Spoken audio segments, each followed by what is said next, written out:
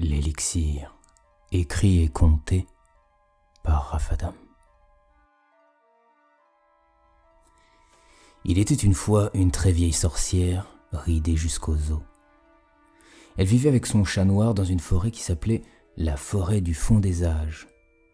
Jadis, elle avait été crainte et respectée dans le village des hommes. Les générations successives de princes et de rois avaient même eu recours à ces dons de vision à distance pour mieux cerner l'ennemi et gagner des batailles, remporter des guerres, renverser des empires. Mais son âge l'avait rendue un tant soit peu sénile. Ses talents s'estompèrent légèrement et elle perdit peu à peu le crédit qu'elle avait eu auprès des gens de pouvoir. Un jour, alors qu'elle allait sur ses 800 ans d'existence, elle fut chassée par le nouveau roi. Un jeune ambitieux, peu enclin aux traditions et encore moins à la sorcellerie. « Pars, vieille folle !» lui avait-il dit. « Il n'y a pas de place pour ta sorcellerie dans mon royaume. » La sorcière qu'on appelait Mère Gaïa avait donc quitté le monde des hommes pour s'enfoncer profondément dans la forêt. Elle vivait de la cueillette, elle appréciait tout particulièrement les champignons et coulait des jours tranquilles. Jusqu'au jour où elle reçut la visite d'un cortège hétéroclite d'animaux sauvages. « Je crois que nous avons de la visite !» lui dit son chat, posé sur le rebord de la fenêtre. « De la visite ? Que dis-tu, vieux matou ? Voilà 3 bonnes décennies qu'aucun homme ne croise mon chemin. Ce ne sont pas des hommes ou des femmes. » Curieuse, la sorcière s'approche de la fenêtre pour voir par elle-même. Là, postés en ligne près du potager, des loups, un ours et des biches. La sorcière remet un peu ses haillons en place et va ouvrir la lourde porte de bois qui grince sur ses gonds. « Eh bien, que voulez-vous » leur lance-t-elle sèchement. « Sorcière, sorcière, dit le plus sage des loups, c'est désespéré que nous venons te demander de l'aide. Les hommes ont commencé à s'attaquer à la grande forêt. Il y eut un silence pendant lequel l'assemblée des animaux sauvages attendait la réaction de Mère Gaïa. Mais cette dernière n'a rien dit et l'ours est intervenu. Les vaches et les moutons nous ont prévenus, mais nous n'avons pas écouté. Ils nous ont bien dit que notre tour viendrait. Les hommes ne craignent plus la forêt du fond des âges. Voilà qu'ils abattent les arbres pour construire leurs bateaux, dit-on. »« Et que voulez-vous que je fasse ?» s'exclama la vieille sorcière, un peu agacée. Murmure dans l'assemblée des animaux. « Comment peut-elle dire ça ?» chuchota l'un des loups. « Mère Gaïa, dit alors la biche d'une voix douce. Ces hommes détruisent tout sur leur passage. C'est ainsi qu'ils conçoivent leur rapport au monde. Ils ont domestiqué les chevaux, les moutons et les vaches. Ils tuent les loups pour leur peau ou simplement parce qu'ils attaquent leurs élevages. Tout ceci ne prendra jamais fin. »« Ça devrait faire ton affaire !» interrompit la sorcière. « Pourquoi toi, la biche, te soucies-tu des loups ?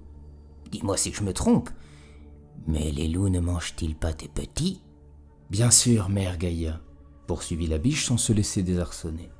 Mais ils ne le font que pour survivre. De la même manière que je mange l'herbe des bois, qui n'est pas plus dénuée de vie que mes petits. Les loups ne sont pas une menace comparée aux hommes, aux sorcières. Ne t'ont-ils pas rejeté, toi aussi ?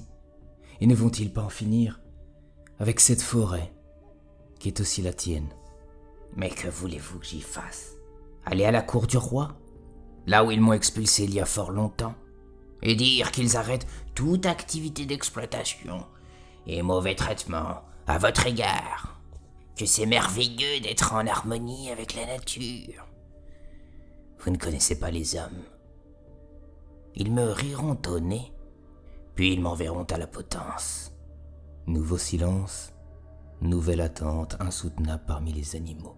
Soudain, l'ours se met sur ses pattes arrière et du haut de ses 2 mètres ajoute « Mère Gaïa, voilà des jours qu'un groupe de chasseurs me traque pour me faire la peau.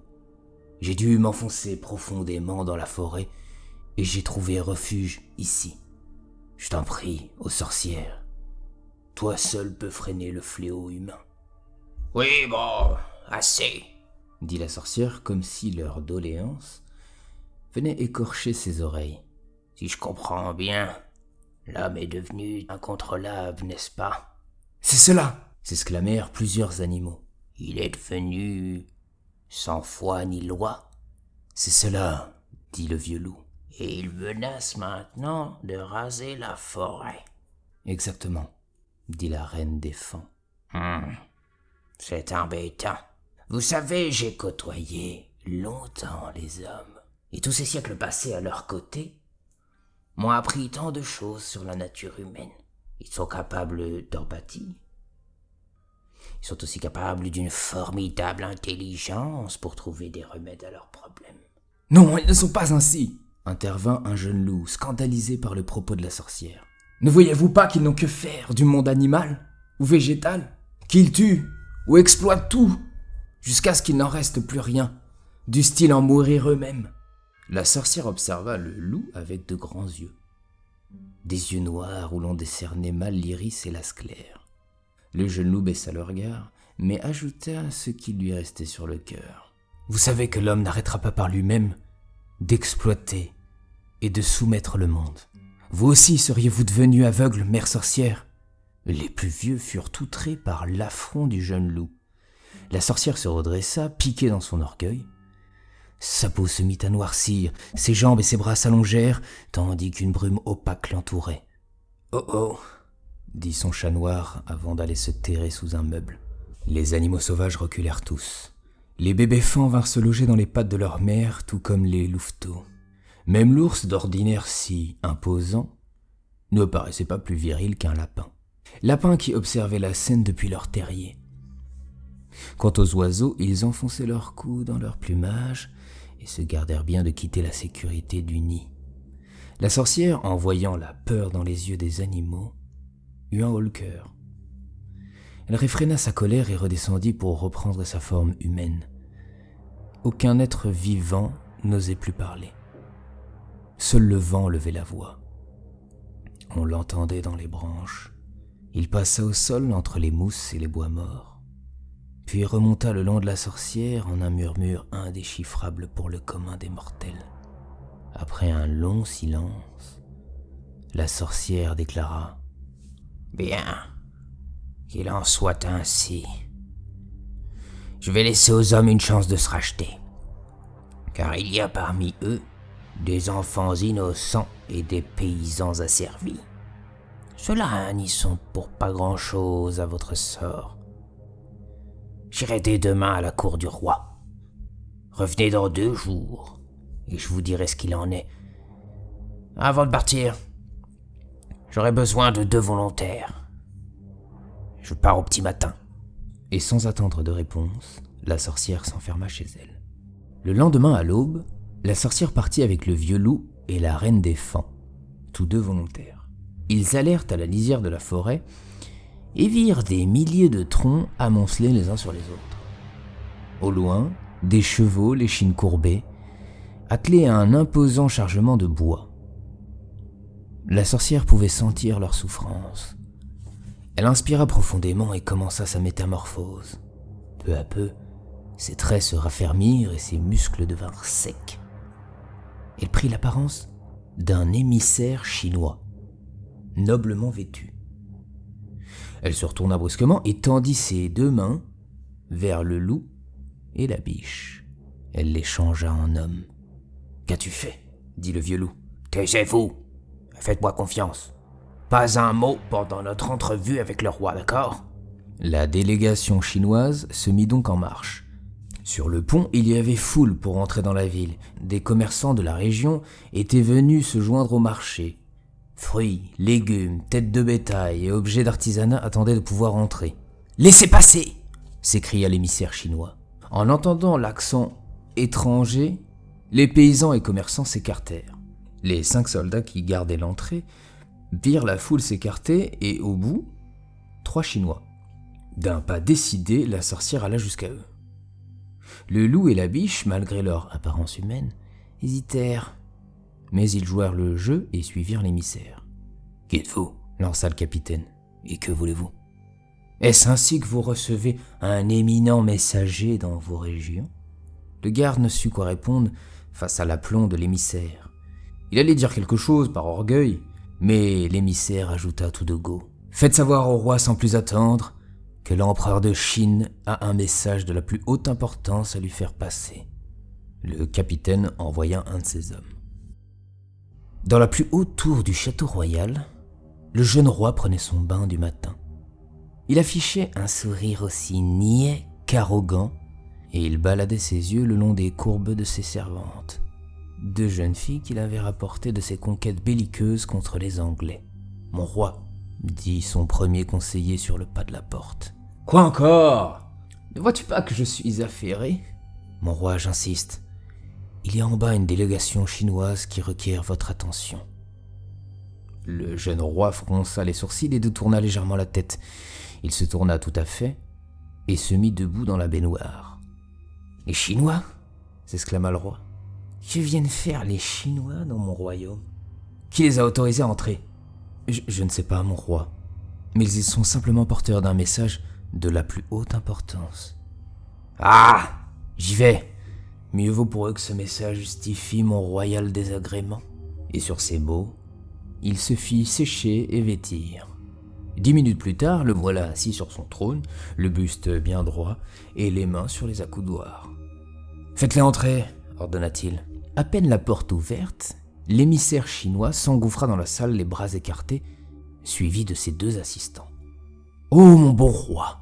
s'exclama-t-il. « Je ne saurais vous remercier assez de nous recevoir si promptement. » L'émissaire fit une telle révérence que les deux assistants eurent beaucoup de mal à se baisser davantage. « Que voulez-vous » dit le roi pressé d'en finir. « Mon bon roi, je suis l'émissaire de l'empereur de Chine lui-même.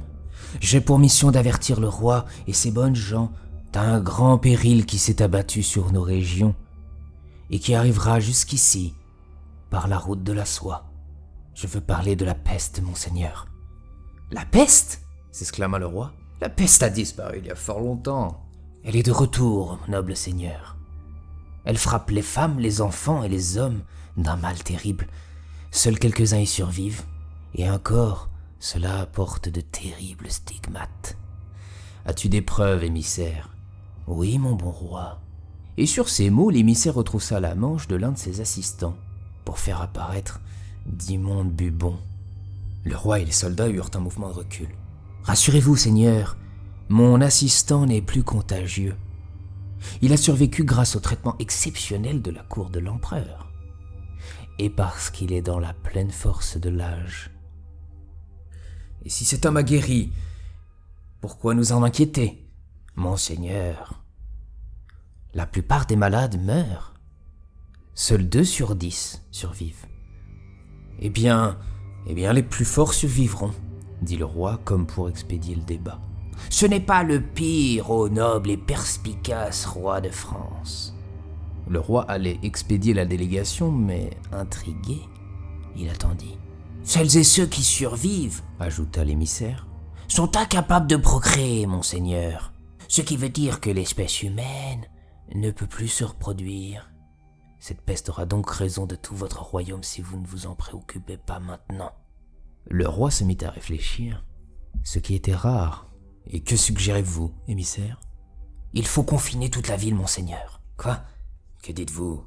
Pendant 3 longs mois, j'en ai peur. » « Vous avez perdu l'esprit. » « Il faudra aussi fermer les frontières et tous les commerces. »« Impossible, impossible. »« En outre, il faudra... » « Taisez-vous, taisez-vous. » L'émissaire se tut et fit une légère révérence. « Garde !» dit le roi. 2 hommes en armes se rapprochèrent du roi. Ce dernier hésita à envoyer la délégation chinoise au cachot, mais il se retint et dit « Donnez à manger à ces émissaires et offrez-leur un toit pour la nuit. Au petit matin, ils repartiront. » Le roi observa les émissaires s'éloigner, puis s'adressa à son premier conseiller. « Qu'en penses-tu ? Je crois, messire, que nous devrions envoyer des soldats sur la route de la soie, afin de vérifier ces faits. » « Non. J'ai trop besoin de mes soldats pour la guerre contre les Anglais, enfin. N'as-tu pas vu les bubons de cet homme ? » ?»« Oui, mon roi. Mais il est fort étrange que la Chine se préoccupe du royaume de France. Vous ne trouvez pas ? Pas bête. Tu as raison. Pourquoi les Chinois nous aideraient-ils ? Ce doit être un stratagème. Ils veulent sans doute fragiliser notre commerce. Prévoient peut-être une attaque. Ce confinement est un stratagème, assurément. Mon roi, si je puis me permettre, garde ta salive, conseiller. Je m'en vais de ce pas faire couper la tête de ces chiens. » Le conseiller soupira de résignation et vit le jeune roi alpaguer ses soldats, mais ils ne trouvèrent nulle trace des émissaires chinois dans la ville. Ils s'étaient comme évaporés. Le roi prenait son bain du matin, un verre de vin à la main. La brise du printemps entrait par la fenêtre.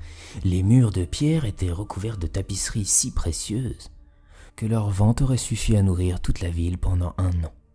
Le roi porta la coupe en or à sa bouche et sursauta en entendant toquer à la porte. Le vin se renversa sur sa royale barbe et vint se mêler à la mousse du bain. « Mon roi, » dit le premier conseiller, « toutes mes plus plates excuses. Une délégation italienne l'attend dans la salle du trône. » Le roi se retourna et dit « Par le sang du Christ, mais pas possible. C'est une farce de mon bouffon, c'est ça ? C'est au sujet de la peste, mon bon roi. Les Italiens viennent vous avertir de sa progression. » Hors de lui, le roi sortit de sa baignoire en bois et repoussa la servante chargée de le sécher. Il s'essuya à la va-vite et ne prit pas la peine de mettre ses habits officiels. Il oublia même de mettre sa couronne. « Noble seigneur, » dit l'émissaire italien tandis que ses 2 assistants faisaient la révérence. « Je suis porteur de la plus tragique des nouvelles. Voilà 1 semaine que le peuple italien souffre de la peste. Une peste bubonique terrible arrivée par l'Est. Nous n'avons plus assez de lits pour les malades. Nos médecins sont obligés de guérir les plus forts pour laisser les faibles mourir à même les rues. Nos morts vont mourir dans les bassins d'eau douce ou les rivières. La peste tue les femmes et les hommes les plus forts et rend stériles les survivants. Il en va de la survie de notre espèce, mon bon roi. Français, italien ou chinois, peu importe. Monseigneur m'envoie vous avertir et vous supplie de déclarer l'état d'urgence. » Mais le roi n'écoutait plus le flot des supplications. Il était perplexe et se demandait si les Italiens n'avaient pas pacté avec les Chinois. « Mon roi !» s'exclama l'émissaire italien pour ramener l'attention à lui. « La peste est aux portes de votre royaume. N'allez-vous rien faire pour l'arrêter ?» Mais le roi ne dit rien. En son fort intérieur, l'envie le démangeait d'envoyer ces oiseaux de mauvais augure à la potence. Mais il se contenta de les renvoyer d'où ils venaient, certain qu'il était que le royaume de France était le plus puissant du monde. « Merci de nous avoir écoutés, monseigneur, » dit l'Italien. « La peste ne fait pas de distinction entre les royaumes. Ne commettez pas notre erreur et réagissez pendant qu'il est encore temps. » Le roi regarda les émissaires s'éloigner. Son conseiller parlait, mais il n'écoutait pas. « Dites à mes médecins d'arpenter les rues de la ville, » interrompit le roi, « qu'ils entrent dans chaque maison pour vérifier si ça se propage. » Le conseiller s'exécuta. Devant la maison de la sorcière, il y avait foule. Elle cherchait ses mots, tandis que tous les animaux de la forêt attendaient par milliers son verdict. Le vieux loup et la reine des Fans avaient vu de leurs propres yeux le déni du roi, sa sottise, son arrogance, son je m'en foutisme. La sorcière soupira et finit par dire « Demander au roi et aux hommes de respecter la nature aurait été vain. Aussi je pensais que la menace d'une épidémie aurait suffi à réfréner leurs ardeurs. Du moins le confinement aurait-il permis un peu de répit pour la forêt et pour vous autres. Mais le roi est resté sourd à mes conseils d'homme. Tant que les médecins de la cour ne détecteront pas de cas dans la ville, ils ne feront rien. » « Le roi n'écoute pas même les mises en garde de sa propre espèce, » dit le vieux loup. « Le peuple devrait le renverser et en mettre un autre à sa place, comme nous le faisons chez les loups. »« Ah, si c'était là l'unique problème, » dit la sorcière. « Mais les rois se succèdent et le constat perdure. Le roi n'est pas le seul à penser ainsi.